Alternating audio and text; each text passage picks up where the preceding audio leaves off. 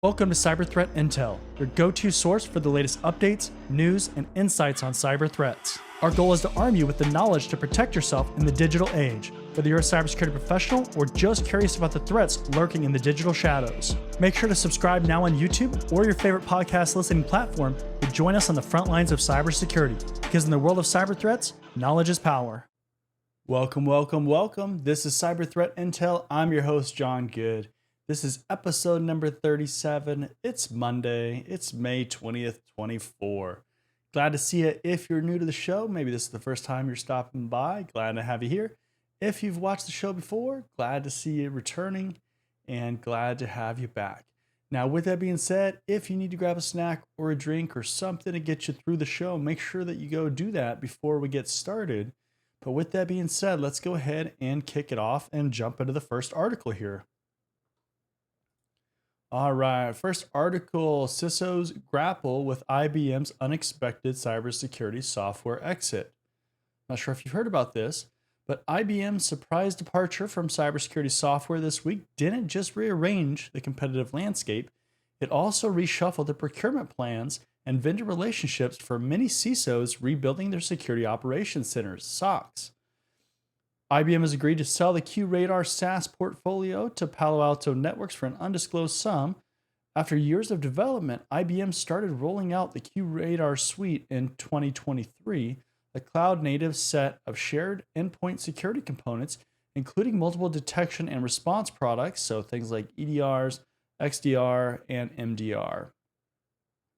In early 2024, IBM released QRadar SIEM, and earlier this month rolled out an on-premise version based on Red Hat OpenShift. The plan included subsequent incremental releases of generative artificial intelligence, AI, with learning language models, LLMs, based on a new Watson X AI platform. Now, the deal itself, it says, is expected to close by the end of September, so end of September 2024, so not too far off, about 4 months from now. It also says that Palo Alto Networks said that the organization's wishing to stick with on-premises installations of QRadar will continue to receive feature updates, critical bug fixes, and updates to existing connectors. It was not immediately clear how long that's going to be offered, though. And then also, according to Omdia Research, IBM's QRadar is the third largest next-generation SIEM provider based on revenue, behind Microsoft and Splunk, which is now part of Cisco. So if you haven't heard about this and you're using QRadar, I'm sorry. Glad to break the news to you, I guess, so at least you know. But this is a real concern in cybersecurity, in the tech arena, in IT, anything like that, is your reliance on software vendors and a specific type of software or a specific software vendor, a specific software product, and the idea of building everything around that. So a lot of times with these tools, you do customizations and specific settings, and you spend a lot of time tuning these things to get them to work in the way that you're expecting. And if you get to a point where that software is going end of life, it's going away, you just don't want to use it, you'd rather switch off to something else, then you have to consider all of those tasks and things that you have to redo again. So although not maybe necessarily a technical risk, although that certainly could be a technical risk because you could be losing features, you could have to retune things and miss attacks or miss events and things like that in a new product, it's certainly a major consideration because now you're going to change the way that you operate with the tool, how that integrates with other stuff. You're going to have to do new projects to actually get this stuff off the ground and get it implemented the way that you want it. And so that is certainly a concern. And hopefully in your department and in your organization, you are tracking things like this, announcements like this. Sometimes, you're caught off guard because you don't have a heads up that this product is going away. But a lot of times there is kind of this gap between when the announcement is made and when you officially get cut off from whatever product that is.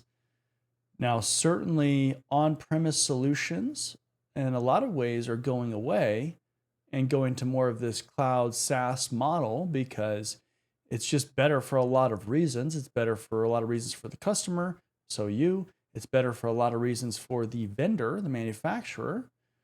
You can roll out updates faster, product changes are easier.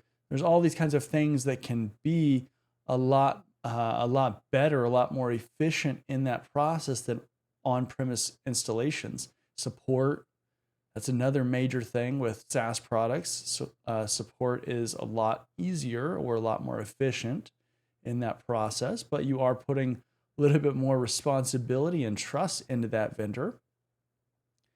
But this is a real concern. You have to understand this as a risk. This should be a risk.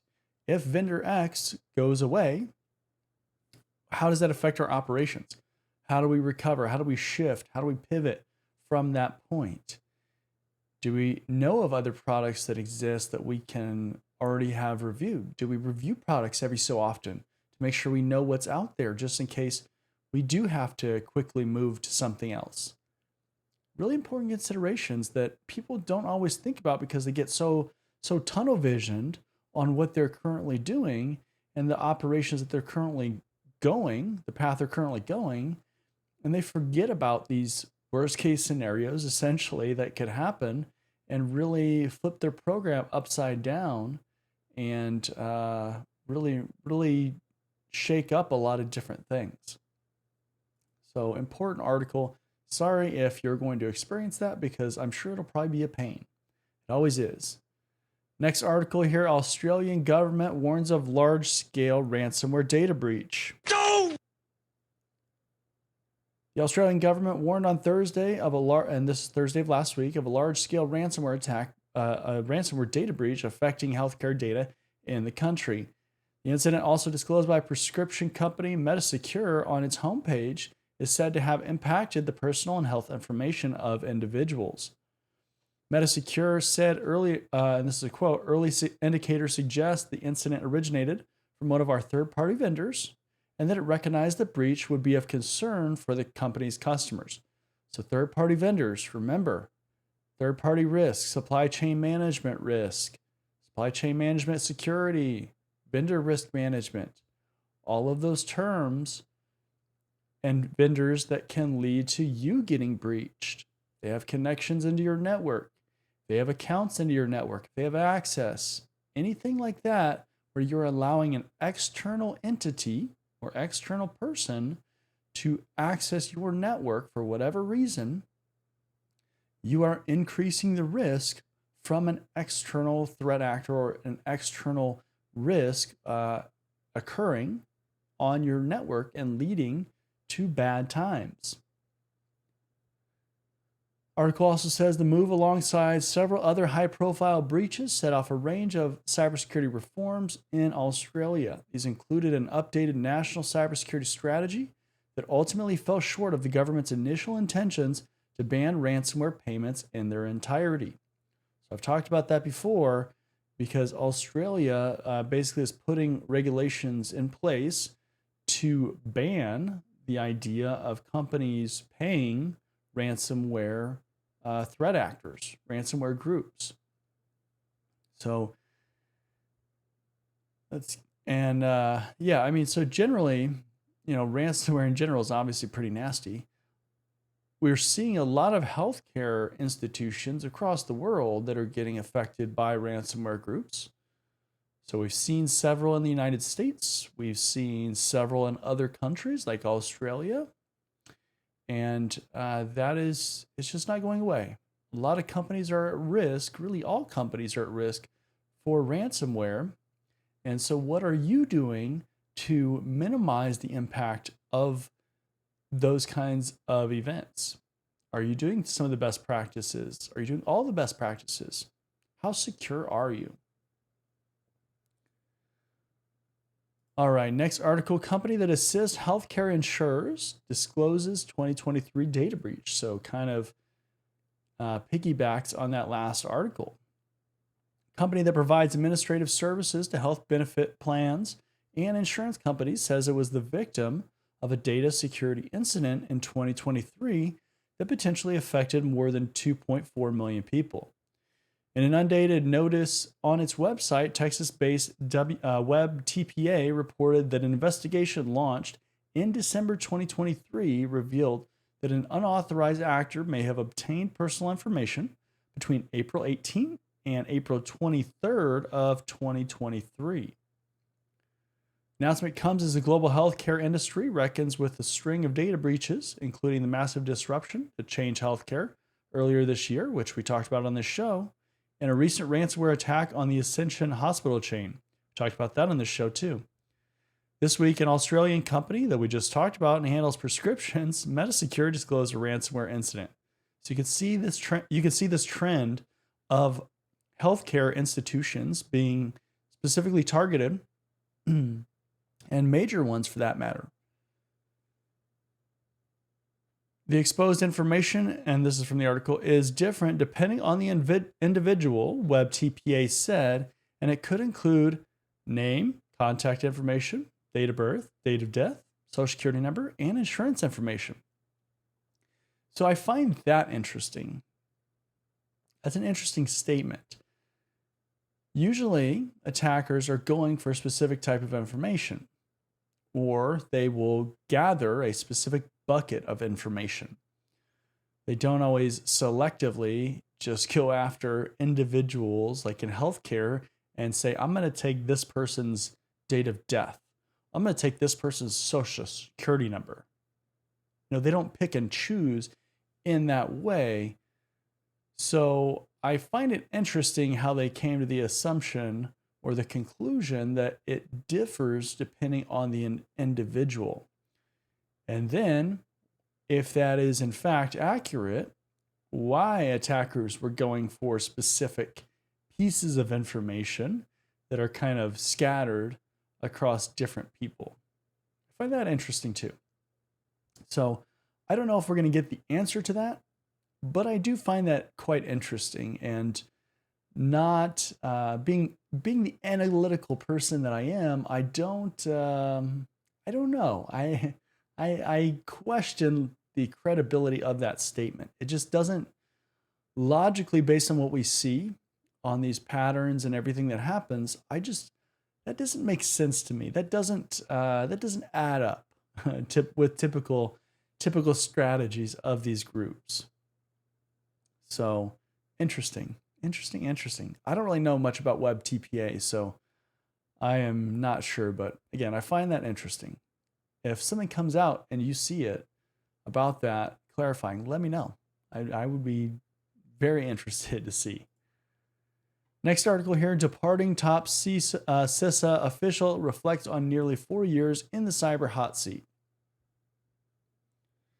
Cybersecurity and Infrastructure Security Agency, CISA, in the United States has made important progress on understanding cyber risks, collaborating with industry, and encouraging tech companies to make their products more secure, according to a departing top official at the agency. Eric Goldstein, who also believes the agency has more work to do on things like implementing a rule for gathering cyber incident data. Goldstein is set to leave his job next month as Executive Assistant Director for Cybersecurity at CISA, where he's worked since the beginning of the Biden administration. He spoke with Cyberscoop on Thursday about his work and at the agency and what's next. So he says that there's 3 areas that he's particularly proud of for CISA's progress. One is the ability to actually understand cybersecurity risks and use that understanding to drive change, citing initiatives like Cyber Sentry, a threat detection program where CISA partners with critical infrastructure owners and operators. Certainly, that is a major thing in any program, is to understand your risks, document your risks, and then actually be able to use that and execute on that to do the things that you need to do to actually address that risk. That can be a challenge in itself. It's not always necessarily the most difficult to identify risks, or a lot of the risks that you have, because some of those are just very obvious kind of things. It's the challenge is getting from knowing what you have to resolving what you have, or putting up roadblocks and minimizing those risks. That's really a lot of where the challenge is, because that takes time, that takes money, that takes coordination, takes groups to work together, all of that kind of thing in order to get it done. Another is working with industry on collaboration that has more operational value. I think from a government standpoint, certainly there is not always a lot of collaboration, or at least effective collaboration. And so certainly if you can increase that, that's a good thing. We've definitely seen CISA start to have some better relationships with the industry, and I think that is amazing, especially from a cybersecurity standpoint. We can't do this all by ourselves. If you're a small company, you're not going to solve cybersecurity overnight by yourself. You need to work with others who have a lot of resources, especially the government, some of these larger institutions or organizations that have a ton of resources behind them that can do a lot to benefit everybody. And the third is Secure by Design, the Secure by Design initiative, which seeks to put more of the cybersecurity onus on product developers rather than on the organizations that use them. That is certainly a challenge in itself with developers. So even in an organization, we call this shifting security left, because when you have these pipelines and these development processes for code and products and services and things like that, you want to get that security baked in as early as possible, because we talk about bolting on security after the fact, and adding it after the fact is so much more expensive, so much more resource intensive than if you just start out by developing things that are secure from the start. Just makes it better. It embeds security better into the product or service, so that when it gets to its end destination, you're not having to do all of these kind of band-aid solutions to implement security. It's developed with security in mind. And that's a very standard kind of 101 thing, that if you're trying to get into cybersecurity, you should learn that very early on in your process, in your journey. Should be in all the major certifications that you could get, all the training programs, everything like that. I remember that was one of the first things that I heard about cybersecurity, is people trying to bolt on security after the fact, and how much more expensive that is. So that is absolutely a true thing. You should be doing that in your organization too, right? Article also says one key lesson that he leaves with the agency with is the need to maintain the humility in our ability to project and forecast changes in the technology and threat environment, pointing to the unpredictability of the threats stemming from Russia's conflict with Ukraine. Now, certainly that is a unique threat or a unique situation for them, but in your organization, you need to be able to forecast and project the changes in your environment, the changes in threats that might come up, changes in technologies that are occurring that could impact you. You need to be able to predict those things as best as possible. It's not going to be perfect, but the better that you can do that, the better you can plan for it, the better you can budget for that, the better that you can sell that to your executives and your leadership to provide additional funding. So definitely some good lessons for everybody in this career field, right? Next article, North Korean Kim Soo-ki used a new Linux backdoor in recent attacks. Semantic researchers observed North Korean linked group Kim Soo-ki using a new Linux backdoor dubbed Gormir. The malware is a version of the GoBear backdoor, which was delivered in a recent campaign by Kim Soo-ki via a Trojanized software installation packages. Kim Soo-ki Espionage Group, aka Springtail Archipelago, Black Banshee, Thallium, Velvet Cholium, APT43. It's always interesting how many names these groups have, or nicknames. Was first spotted by a Kaspersky researcher in 2013 rather. The APT group mainly targets think tanks and organizations in South Korea. Other victims were in the United States, Europe, and Russia. In 2023, the state-sponsored group focused on nuclear agendas between China and North Korea, relevant to the ongoing war between Russia and Ukraine. Researchers from South Korean security firm S2W first uncovered the campaign in February 2024. Threat actors were observed delivering a new malware family called TrollStealer using Trojanized software installation packages. TrollStealer supports multiple stealing capabilities. It allows operators to gather files, screenshots, browser data, and system information. TrollStealer contained a large amount of code overlap with earlier Kimsuki malware. And I think that is one key thing that we have to think about with different malware groups. And I've talked about that a lot on the show. But these different groups, although they change names, they change their motives, they change what they're doing, they change their techniques that they use, there's usually always some kind of consistency in how they operate. It's just like, it's just like anything. Even if you have the same players, you just kind of change your name, change the team name, something like that. It's not really going to matter because you're just known by something else, but you're still leaving clues behind as far as who you are. And that makes it easier to kind of connect the dots still. All threat intelligence requires that you continually build profiles against these groups or of these groups. And that way you just continue to better understand who they are and what they try to do. And if you have enough information, you can a lot of times be proactive and predict ahead of time what's going to happen. Not always. It's definitely a challenge, but it can at least put you in a better situation and make you more prepared in case something does happen. Now, this also says that TrollStealer can also copy the GPKI, Government Public Key Infrastructure folder, on infected computers. And this is apparently the schema that the South Korean government personnel and state organizations use. So it's always interesting, again, to see those different kind of links.